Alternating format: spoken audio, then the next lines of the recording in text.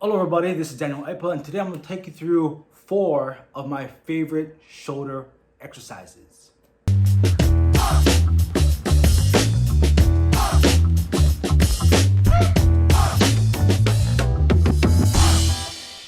Hello again and welcome back to the garage, basically where I'm at right now these days with training and so forth, but I'm going to go over 4 of my favorite shoulder building exercises. Now shoulders are one of those interesting muscle groups where many people tend to always injure, and a lot of times what that comes from is having tightness in certain areas, or actually just performing the exercises wrong, or performing the wrong exercises that fit you.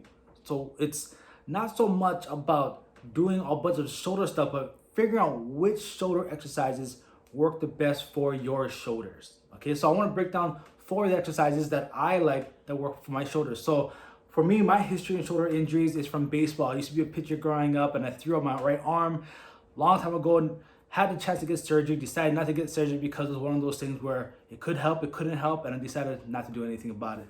So over the years, I've had some shoulder injuries, but I've been able to train around it and also improve it by just making sure that I'm not overcompensating in the wrong areas, especially in the neck and traps, which tend to really take into effect when people are doing shoulder exercises improperly. So first exercise is going to be, I have to say, it's the Bradford Press. So it's one of those exercises where you don't see very many people do it. Now with this movement, what you're having to do is that you're going to have the barbell in front of your face here, straight across, and you go around your back and here. But all we want to focus on now is having the bar just go above the head. So from here, the bar is going to go up above my head and behind my head.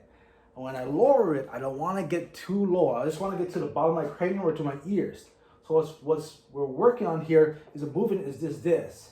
Here, here, here, here, here, here.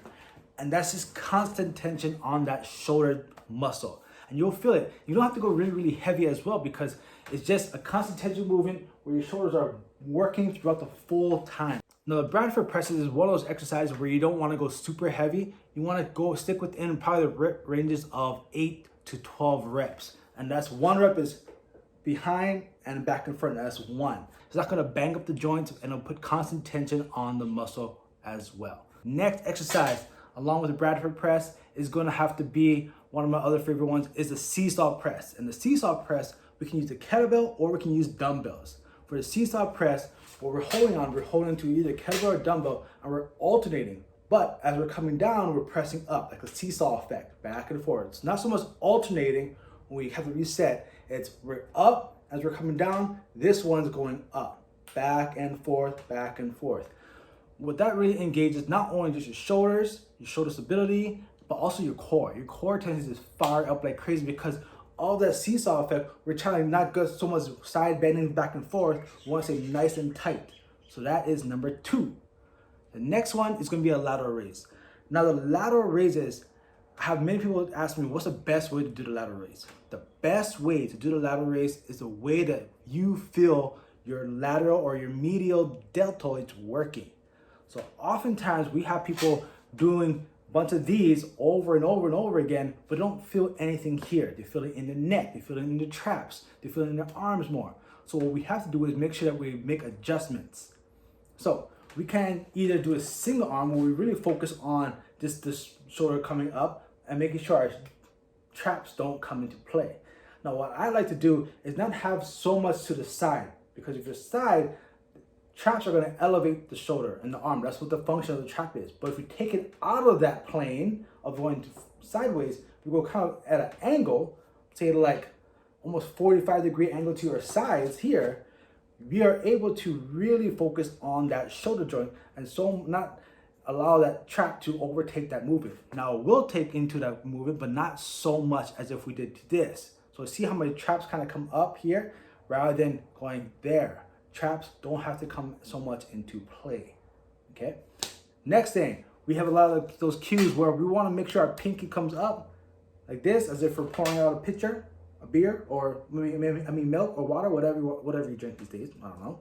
But here, so we want to lead with that elbow. So I always try to have your elbows out to the side, and we're going to lead with the elbow. So up and down. Even if you're going to the front, here, leading with that elbow. Once we have our palms go this way, face outwards, that means our upper back, our traps going to really come into play, because then we're going to be here and we're working more of our upper back and traps.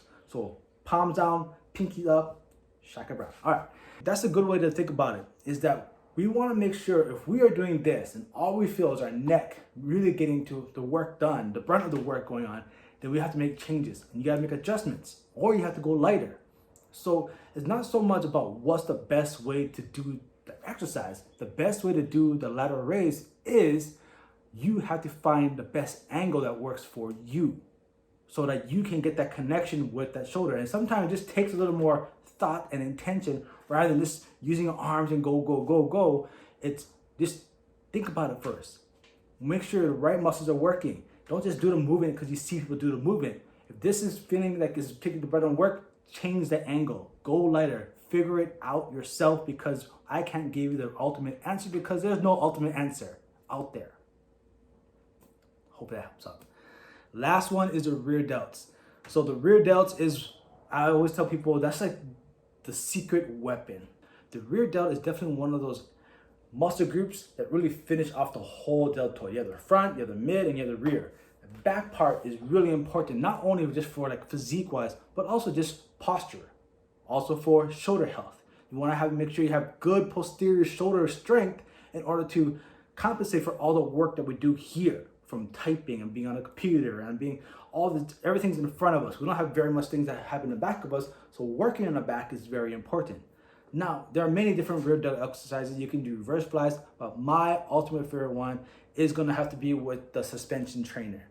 Suspension trainer is one of my most versatile fitness equipments that I really like to tell people, if you're looking to start a home gym, get a suspension trainer. And I like personally the Jungle Gym XT compared to the TRX, just because of several reasons why. If you want to learn more, you can always ask questions below. But the Jungle Gym XT, and my favorite one, is just a combo. It's a combo of all the different raises, specifically the W, the Y raise, and the face pull.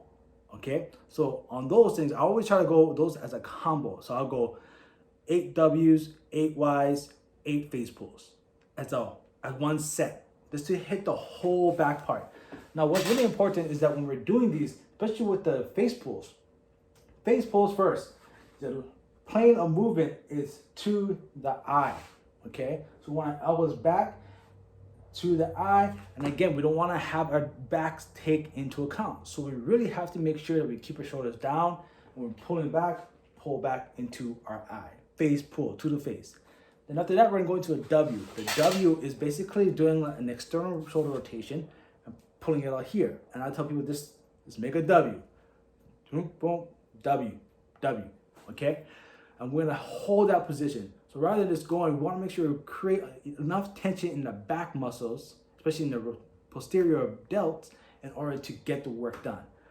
The important part of these movements is the eccentric movement, which is the lowering part. We want to control the lower part.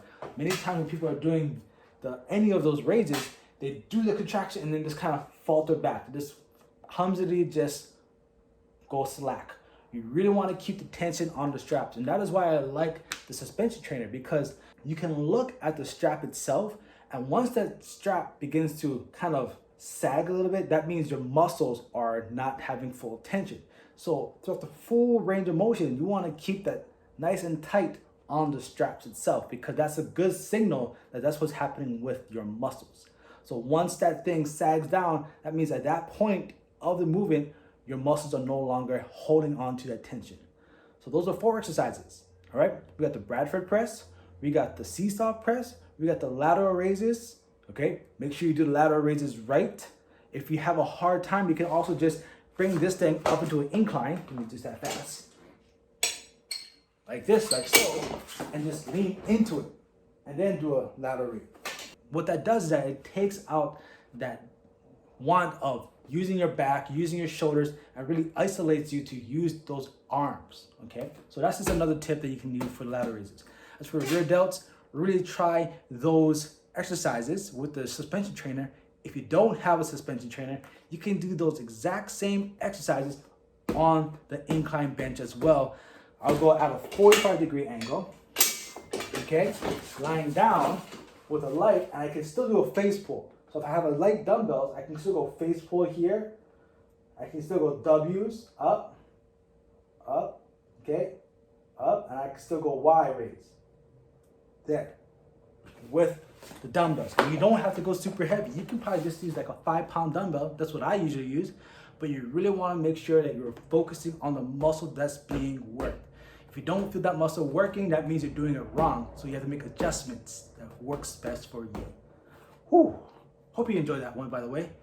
If you have any questions or you have other ones that you want to throw out my way that you feel are your favorite shoulder exercises, just leave it in the comment section below. If you're new to here, please subscribe to the channel. I'll be trying to put more videos out like this. And it's getting warm in here.